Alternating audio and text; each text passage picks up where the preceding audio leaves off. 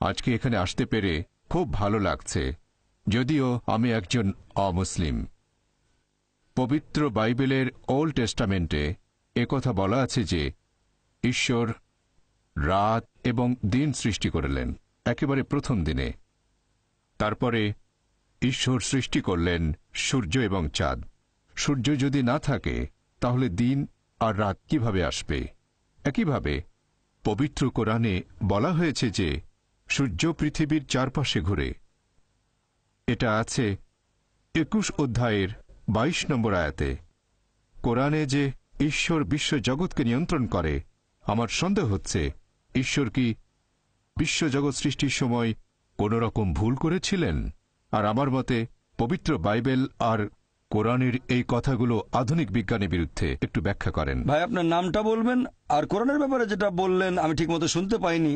প্রথমে আপনার নাম, আর কোরআন যে কথাটা বলছে যে সূর্য, কোরআনের সূরা নম্বর 6 নম্বর সূরা কি সূর্য প্রদক্ষিণ করে?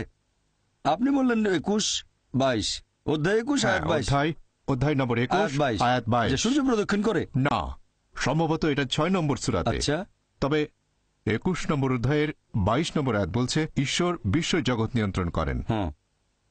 আপনার মতে এটা বিজ্ঞানের বিপক্ষে যায়? হ্যাঁ ভাই, আপনি প্রশ্ন করলেন, বললেন যে খ্রিস্টানদের বাইবেল পড়েছেন আর বাইবেলের কয়েকটা অনুচ্ছেদ উল্লেখ করলেন। এরপর কোরআনের ব্যাপারে রেফারেন্সটা আপনি বলেননি। বললেন বাইবেলে আছে ঈশ্বর প্রথম দিনে সৃষ্টি করলেন দিবস এবং রাত্রি। আপনি যেটা বলেছেন সেটা আছে বাইবেলের প্রথম বইতে, বুক অব জেনেসিস অধ্যায় 1 অনুচ্ছেদ 3।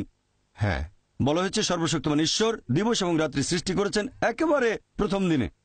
এরপর আপনারা আরো দেখবেন জেনেসিস অধ্যায় 1 অনুচ্ছেদ নাম্বার 13 থেকে 19 বলা হয়েছে যে ঈশ্বর সূর্য সৃষ্টি করেছেন চতুর্থ দিনে।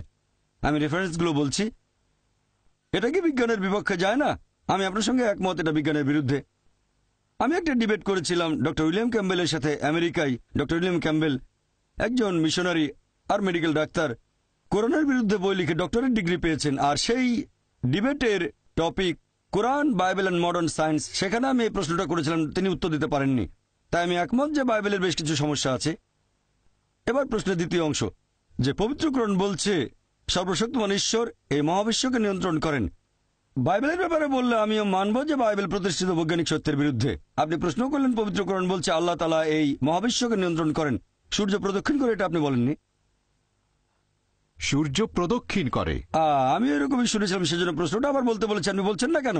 আমি শুনেছিলাম আপনি এখানে রেফারেন্স দিলেন অধ্যায় 21 আয়াত 22। রেফারেন্সটা ভুল, সঠিকটা হচ্ছে স্যার হ্যাঁ আমি বলছি সঠিকটা সূরা আম্বিয়া অধ্যায় 21 আয়াত 33 আয়াত নাম্বার 22 না, আয়াত 33। এই যে কোরআন, আমি কথা বলছি মেমোরি থেকে, তবে আমি কম্পিউটার নই। না স্যার, আপনি আবার প্রশ্ন করবেন? আমি উত্তরটা বলছি ভাই, আমার কথা শেষ হওয়ার পরে আপনি যত খুশি প্রশ্ন করতে পারেন, কোনো সমস্যা নেই। আপনি প্রশ্ন করেছেন, আমাকে উত্তরটা দিতে দেন।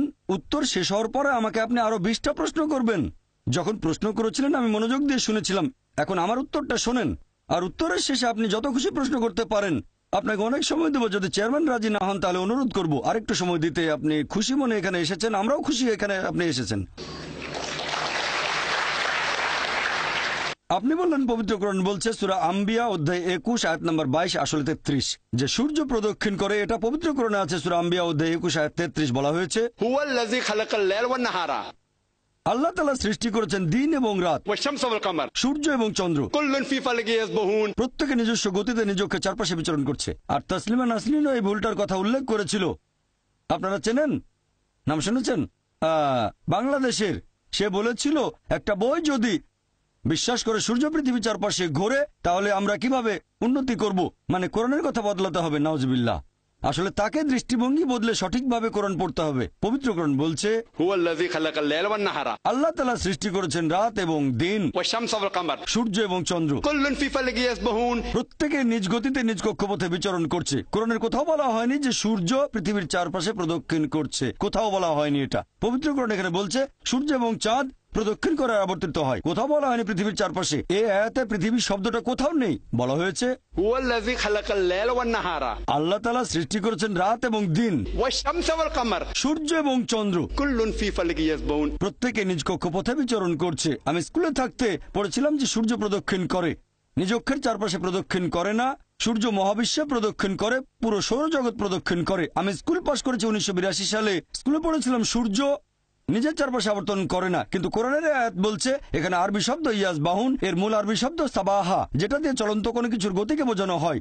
এই সাবাহা শব্দটা দিয়ে যদি মেঝের উপর থাকা কাউকে বোঝায়, তার মানে এই না যে গড়াচ্ছে, সে হাঁটছে এবং দৌড়াচ্ছে। যদি এই শব্দটা দিয়ে পানিতে থাকা কোনো লোককে বোঝানো হয়, তার মানে এই না যে সে ভাসছে, এর মানে সাঁতার কাটছে। আর আল্লাহ যখন এই শব্দটা দিয়ে গ্রহ নক্ষত্র বোঝাচ্ছেন, তার মানে এই না যে সেগুলো উড়ছে, এর মানে সেগুলো নিজ অক্ষের চারপাশে আবর্তন করছে। তাহলে কোরআন বলছে যে সূর্য এবং চন্দ্র প্রদক্ষিণের পাশাপাশি তারা নিজ অক্ষের চারপাশে প্রদক্ষিণ করে।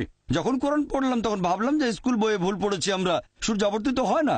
এখন বিজ্ঞান আর উন্নত হয়েছে, তাই আমরা জানি একটা টেবিলের উপর সূর্যের প্রতিবিম্বকে ধরে রাখলে সেখানে দেখতে পাবো সূর্যের কিছু কালো স্পট আছে, আর এই কালো স্পটগুলো আনুমানিক 25 দিনে একবার সম্পূর্ণ ঘুরে আসে। তার মানে সূর্য আনুমানিক 25 দিনে নিজের চারপাশে একবার ঘুরে আসে। তাহলে স্কুলে যা শিখেছিলাম 1982 সালে, এখনকার বিজ্ঞান বলছে তা ভুল। কোরআন এই কথাটা কিন্তু 20 বছর আগে বলেনি, বলেছে 1400 বছর আগে। আমি স্কুলে যা পড়েছিলাম 20 বছর আগে, পবিত্র কোরআন বলছে যা জেনেছিলাম তা ভুল। প্রথমে শক পেলাম, তারপরে ব্যাপারটা নিয়ে একটু গবেষণা করে দেখলাম যে কোরআনের কথাই সঠিক, কোরআন ভুল বলেনি, আমার বিজ্ঞানের বই ছিল ভুল। আর আমি জানি না এতে তসলিমা নাসরিন পৃথিবী শব্দটা কোথায় পেল। সে কি আরবি জানে, ইংরেজিতে কথা বলতে পারে, ইংরেজি অনুবাদেও পৃথিবী শব্দটা নেই। সে মনে করেছে কোরআন বলছে সূর্য প্রদক্ষিণ করে, তার মানে পৃথিবীর চারপাশে প্রদক্ষিণ, এটা তার অনুমান। তাহলে তার অনুমানটা ভুল। আলহামদুলিল্লাহ কোরআন ভুল বলেনি। আর আমি আপনার সঙ্গে একমত যে আল্লাহ সুবহানাহু ওয়া তাআলা এই মহাবিশ্বকে নিয়ন্ত্রণ করেন। আর এই কারণেই ফ্রান্সিস বেকনের মত অনুযায়ী, ফ্রান্সিস বেকন একজন বিখ্যাত দার্শনিক, তিনি বলেছেন বিজ্ঞান সম্পর্কে কম জানলে হবেন একজন নাস্তিক, তবে বিজ্ঞান সম্পর্কে গভীর জ্ঞান থাকলে এক সর্বশক্তিমান ঈশ্বরে বিশ্বাস করবেন। আশা করি উত্তরটা পেয়েছেন। আবারও প্রশ্ন করতে চাইলে করতে পারেন, পাল্টা প্রশ্ন করতে চাইলে করে ফেলেন, আমরা আপনাকে ভালোবাসি। স্যার, আমি অধ্যয়ের ব্যাপারে শিওর নই। কোনো সমস্যা নেই, আমি আপনার সমালোচনা করছি না, প্রশ্নটা করেন। আর আমি এখানে সঠিক কথাগুলো বলছি, আপনি যদি ভুল রেফারেন্স দিয়ে থাকেন তাহলে আমি সেটাকে শুধরে দেবো। বলছি না যেটা আপনাকে জানতেই হবে, আপনিও কম্পিউটার না, আমিও কম্পিউটার নই। তবে আমার মনে হয় এটা আছে 8 নম্বর সূরাতে, সম্ভবত সূর্য পৃথিবীর চারপাশে ঘুরছে। কোরআনের কোথাও এটা বলা নেই। আপনাকে আমিই বলছি যে আয়াতটা বলেছেন সেটা সূরা আম্বিয়া অধ্যায় 21 আয়াত নাম্বার 33। তসলিমা নাসরিন এটা বলেছিল, এছাড়াও ইসলামের অনেক সমালোচকও বলেছিল। অধ্যায় 8 মানে সূরা আনফালের কোথাও বলা হয়নি যে সূর্য ঘুরছে, কোন আয়াতেই বলছে না সূর্য ঘুরছে। এর কাছাকাছি যে আয়াতটা পাবেন, যদি আরবি না জানেন তাহলে কোরআনের অনুবাদ পড়েন, এটা সূরা আম্বিয়া। আপনার রেফারেন্সটা ছিল কাছাকাছি, মাত্র 11টা আয়াতের পার্থক্য। আপনার রেফারেন্সটা ছিল সঠিক, অধ্যায় নাম্বারটা সেটা 21, তবে আয়াতটা 22 নাম্বার ছিল না, সেটা ছিল 33। আপনার কাছে কোরআন আছে? না, অধ্যায় নম্বর 21 আয়াত 22, ঈশ্বর বিশ্ব জগৎকে নিয়ন্ত্রণ করেন। আচ্ছা, আরেকটা, ঈশ্বর মহাবিশ্বকে নিয়ন্ত্রণ করেন। এখন আমি আপনাকে বলি, বিজ্ঞান এখনো এতটা উন্নত হয়নি যে আল্লাহ সুবহানাহু ওয়া তাআলা সম্পর্কে কিছু জানাতে পারবে। একটা লেকচার দিয়েছিলাম, is the Quran God's word, সেখানে বৈজ্ঞানিকভাবে প্রমাণ করেছি যে আল্লাহ সুবহানাহু ওয়া তাআলা আছেন। ভলান্টিয়ারদের অনুরোধ করবো ওনাকে একটা ভিডিও ক্যাসেট দিতে। ভাই আশরাফকে অনুরোধ করছি, আপনি ভলান্টিয়ারদের বলেন আমি আপনাকে গিফট করব একটা video cassette, is the Quran God's word. সেখানে বেশ কিছু বৈজ্ঞানিক বিষয় নিয়ে আমি বলেছি, আর আমি প্রমাণ করেছি বিজ্ঞান দিয়ে যে আল্লাহ সুবহানাহু ওয়া তাআলা অবশ্যই আছেন। তাই আজকের বিজ্ঞান আর সেরা বিজ্ঞানীরা ঈশ্বরকে তারা বাদ দিচ্ছেন না, তারা ঈশ্বরের নকল রূপগুলো বাদ দিচ্ছেন। লা ইলাহা, তারা আল্লাহকে বাদ দিচ্ছেন না, বরং ঈশ্বরের নকল রূপগুলোকে তারা বাদ দিচ্ছেন। লা ইলাহা ইল্লাল্লাহ। বুঝলেন, পৃথিবীর সেরা বিজ্ঞানীরা এটা বলছেন। তারা সবাই ঈশ্বরে বিশ্বাস করেন, বেশিরভাগ, কেউ কেউ হয়তো বিশ্বাস করে না, তবে বেশিরভাগ বিজ্ঞানী মানেন একজন সৃষ্টিকর্তা অবশ্যই আছেন। বিশ্বজগৎ কিভাবে সৃষ্টি হয়েছে, বর্তমানের বিজ্ঞান আমাদের বলছে যে এই বিশ্বজগৎ কিভাবে সৃষ্টি হয়েছে, কিভাবে, বিগ ব্যাং এর মাধ্যমে। ঠিক? হ্যাঁ, খুব ভালো, বিগ ব্যাং। আর বর্তমানের বিজ্ঞান বলে যে একেবারে প্রথম দিকে ছিল বিন্দু, পুরো বিশ্বজগৎ, তারপর সবকিছু আলাদা হয়ে গেল, একটা বিস্ফোরণ, সেখান থেকে হলো গ্যালাক্সি, তারপর হলো নক্ষত্র, বিভিন্ন গ্রহ, চাঁদ, সূর্য, আমাদের এই পৃথিবী।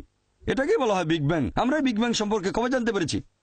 20 বছর, 30 বছর, 40 বছর আগে। ঠিক? হ্যাঁ, ঠিক। আল্লাহ পবিত্র কোরআনে বলেছেন সূরা আম্বিয়া অধ্যায় নম্বর 21 আয়াত নম্বর 30, আল্লাহ 1400 বছর আগে বলেছেন, আল্লাহ বলেছেন যে অবিশ্বাসীরা কি এটা দেখে না আকাশমণ্ডলী আর পৃথিবী ওতপ্রোতভাবে মিশেছিল? অবিশ্বাসীরা কি দেখে না أن السماوات والأرض যে আকাশমণ্ডলী ও পৃথিবী মিশেছিল, আমি তাদের পৃথক করে দিলাম? তাহলে আল্লাহ বলছেন আকাশ আর পৃথিবী একসাথে ছিল, আমি তাদের আলাদা করে দিলাম। বিজ্ঞানীরা এখন এই বিগ ব্যাং সম্পর্কে বলছেন, আর কোরআন 1400 বছর আগেই সেটা সংক্ষেপে বলেছে। একথা কে বলতে পারেন? বিজ্ঞান তো সে সময় উন্নত ছিল না। কে? আমাদের স্রষ্টা। এভাবে পুরো একটা লেকচার দিয়েছি, আপনি আমার ভিডিও ক্যাসেট দেখেন, কোরআন অ্যান্ড মডার্ন সায়েন্স আর is the Quran God's word, ইনশাল্লাহ যদি আপনি খোলা মন নিয়ে দেখেন তাহলে আপনিও এটা মানবেন আল্লাহ একজন আর তিনি বিশ্বজগতের স্রষ্টা। ধন্যবাদ।